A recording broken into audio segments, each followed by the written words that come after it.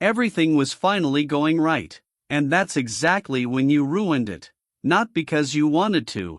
Not because you're broken or difficult or incapable of love. But because some part of you, deep, quiet, and older than you realize, decided that good things aren't safe. That closeness is a threat. That if you let someone in all the way, you are handing them a weapon. So you picked a fight. Or you went cold. Or you just disappeared. And now you're sitting with the wreckage of something beautiful, wondering why you always do this.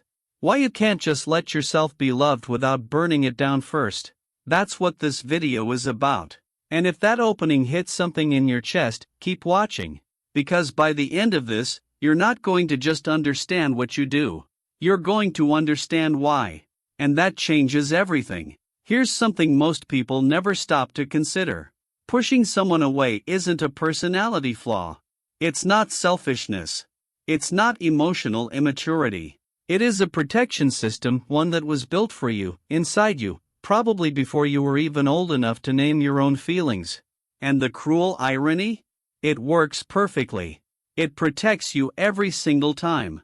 The only problem is that it protects you from the very thing you actually want. Most psychologists call the underlying mechanism attachment anxiety, but that phrase doesn't quite capture how it actually feels, does it?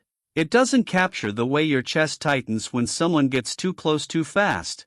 It doesn't describe that strange, almost dizzy discomfort you feel when a relationship is going well, when someone is kind to you consistently, when they actually show up, when they say things like, "I'm not going anywhere." Instead of feeling safe, you feel suspicious. Instead of relaxing, you brace. And instead of leaning in, you find a reason, any reason, to create distance. That's not weakness. That's a nervous system that learned, somewhere along the way, that love and loss always come as a package deal. Think about where that lesson came from. For a lot of people, it comes from childhood, not necessarily from dramatic trauma or obvious neglect, but from something quieter and harder to name. Maybe the people who loved you were inconsistent, present one day, emotionally unavailable the next. Maybe love in your house was conditional, given when you performed well, withheld when you disappointed. Maybe someone you deeply trusted left, or stayed, but checked out, or told you they loved you while doing things that didn't feel like love at all.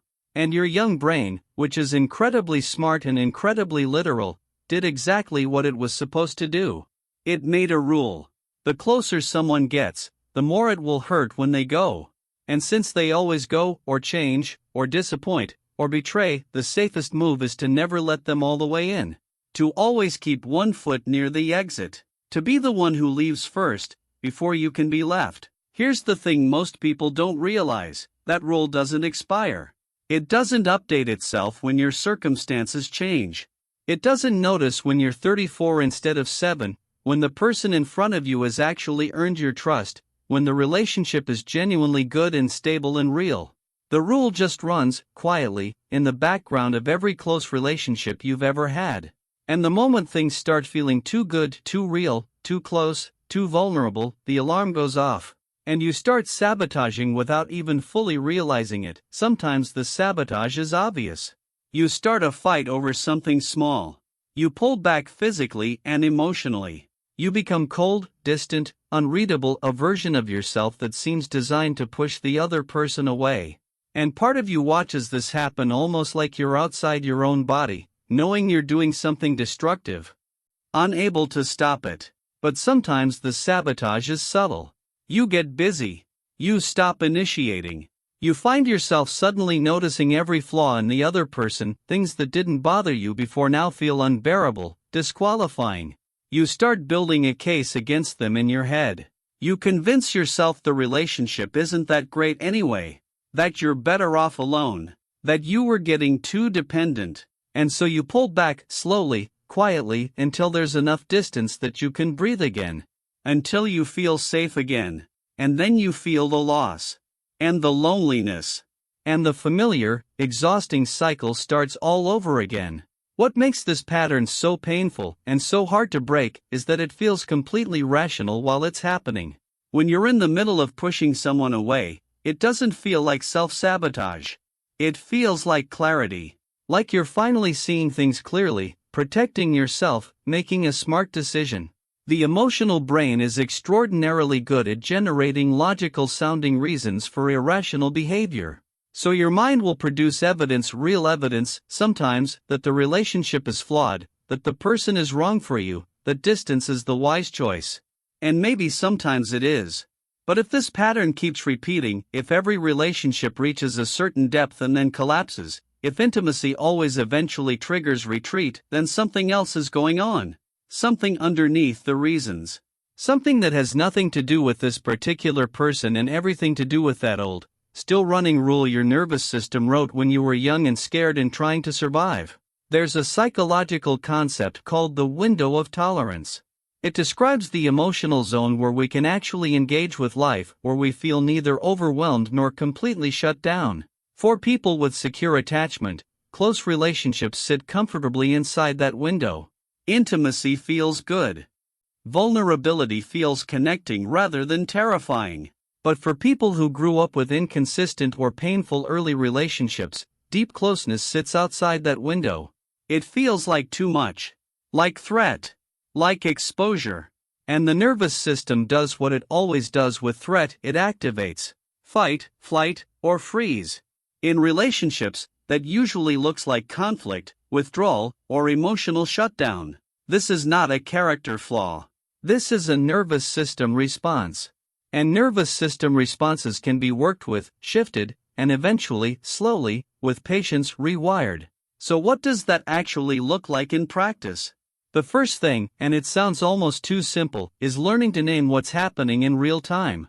When you notice yourself pulling back, when you feel that urge to create distance or pick a fight or go cold, just pause and say, even silently, just to yourself, my nervous system is activated. I'm in protection mode. This is the pattern. That small act of naming it creates a tiny gap between the impulse and the action. And in that gap is where change lives. The second thing is getting curious instead of judgmental about your own reactions. Instead of telling yourself, I'm doing it again, I'm so broken, ask, what am I actually scared of right now? What does getting closer to this person feel like I'm risking? The answers that come up might surprise you. Loss of control. Being truly known and rejected anyway. Needing someone who might leave. Becoming too vulnerable to survive the loss.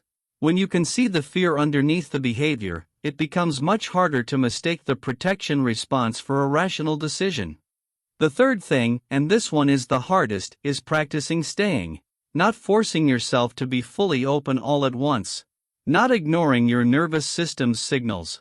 But choosing, in small moments, to stay in the discomfort of closeness a little longer than you normally would. Letting someone be kind to you without deflecting it.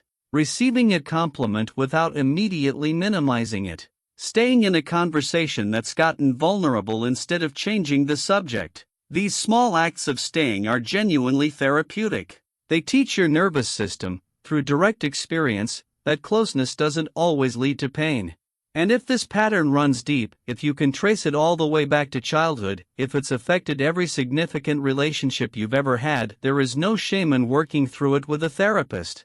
Especially one trained in attachment-based approaches or somatic work. Because some of this lives in the body, not just the mind. And it responds to body-level work, breath, movement, felt safety, not just intellectual understanding. Here's what I want you to sit with after this video ends. You are not someone who is incapable of love. You are not broken, or damaged, or destined to be alone. You are someone whose nervous system learned a lesson too early, under difficult conditions, and has been faithfully following that lesson ever since, even when it costs you things you deeply want. The fact that you recognize this pattern? That you're watching a video like this, trying to understand yourself instead of just repeating the cycle blindly? That is not a small thing. That is the beginning of something real. Change in attachment patterns is slow.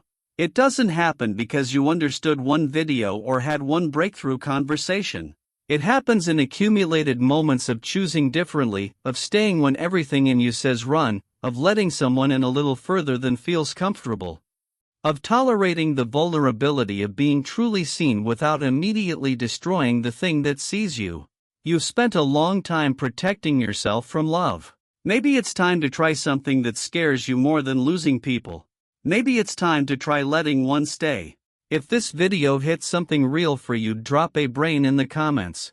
I read them. And if you know someone who keeps pushing good people away without understanding why, share this with them. It might be exactly what they needed to hear today. Like this video if it helped, subscribe if you want more content like this, and I'll see you in the next one.